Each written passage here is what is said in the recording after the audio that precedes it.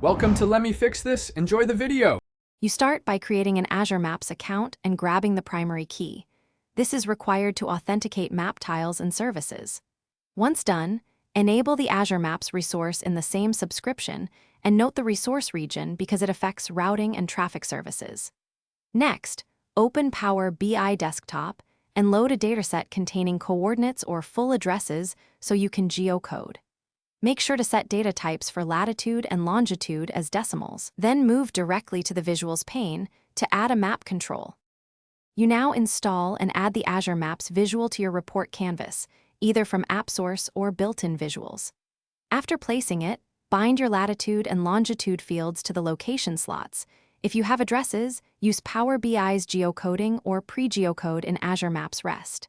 Then set zoom level and map style. Choose road for clarity or satellite for imagery, because visual context matters.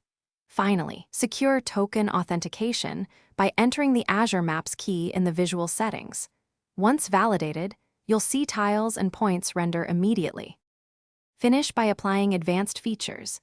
Enable clustering for dense points, switch to heat map for density analysis, or upload custom icons for better categorization. Once these are set, you can call Azure Maps services like routing or search for interactive directions and enrich visuals with traffic or weather overlays to explain patterns.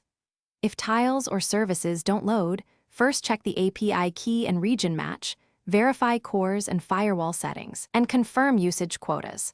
These checks usually reveal the issue and get your map working again. Thanks for watching. If you found this helpful, don't forget to like and subscribe.